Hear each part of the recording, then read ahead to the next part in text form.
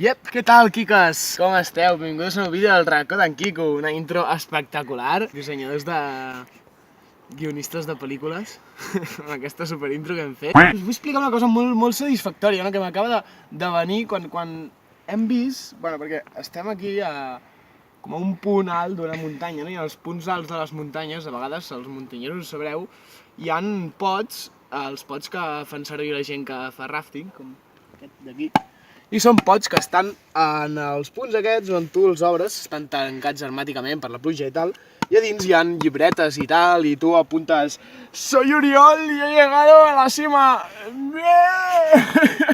Però sabeu el que ha passat? Que m'ha decepcionat moltíssim, que ja havia vingut aquí, en aquestes muntanyes, havia apuntat una cosa de no sé què, que li volia ensenyar a l'Aina, y no está, es desaparecido, se la han llevado. ¿Dónde han dejado mi firma? Que no està.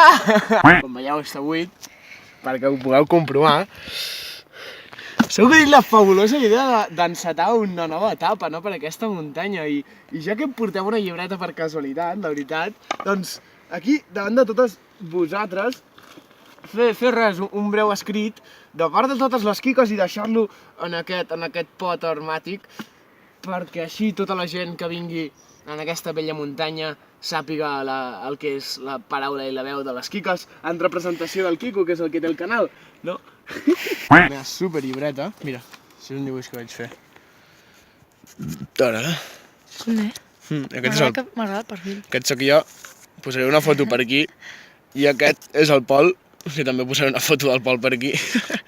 Una foto de carnet, no? Foto meva carnet. Ah, i aquest és l'Ivan. Ivan, si ves esto te quiero. En nom de totes les Quiques d'aquest planeta. Punt i coma. Amor, respecte i unitat.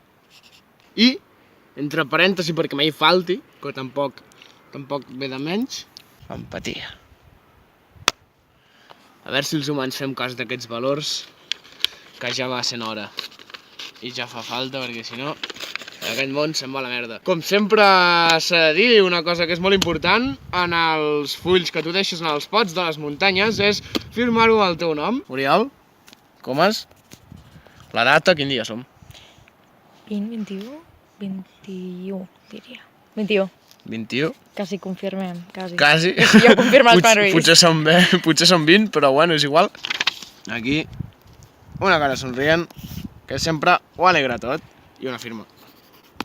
Un cop tens la feina feta, procedeixes a agafar el paper, plegar-lo i deixar-lo dins. I clar, no ho havia pensat, però i si ve algú i vol escriure alguna cosa, què fa?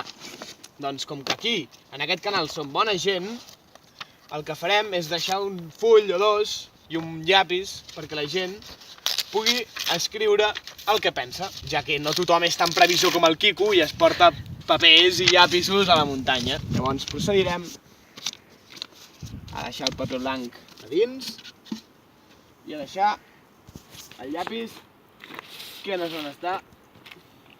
Hi ha llapis. Ha desaparecido el lápiz. Aquest estuig és de l'Ivan, si em veus, ja et compraré un llapis. Però això és una bona causa, per tant, regalem aquest llapis a la muntanya. Ja te'n compraré un. I, pas final, epale! I, bueno, doncs, ja hauríem fet el bon acte del dia.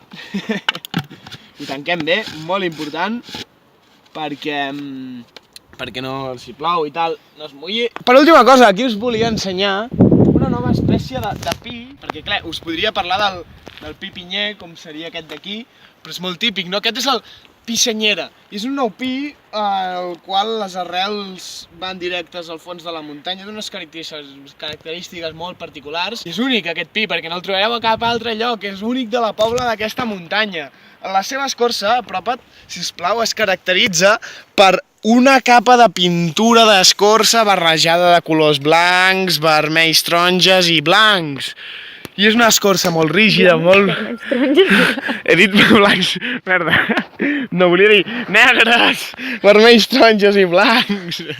I és una escorça molt característica perquè no crema. Aquesta escorça... Si aquí hi hagués un incendi, aquest pi seria el puto amo perquè es cremaria tot menys aquest pi. Aguantaria el puto pi senyera. Per això se l'ha de valorar tant, encara no ho desvelis, no! I bueno, doncs, aquest pi és molt característic perquè no té branques com podeu apreciar, no té fulles tampoc, però què és el que li dona el nom de pi senyera? Què serà? El de tot de la copa d'aquest pi, trobem una senyera extesa. I això li dona el nom de pi de senyera.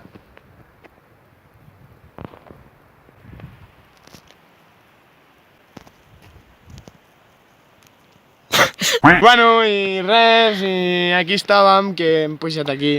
A veure, aquesta és la càmera.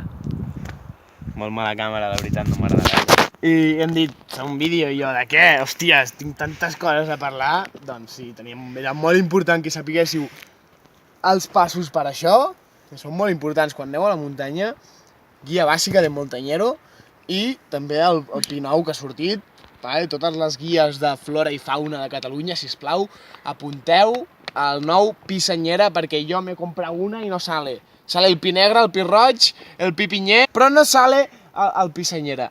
I això és important, així que ja sabeu, hashtag pi senyera. I res, aquí estem. Sé que és molt bon contingut el meu. Doneu-li un like si us ha agradat aquest vídeo i voleu més vídeos. Adéu. Un salut i força i visca Catalunya.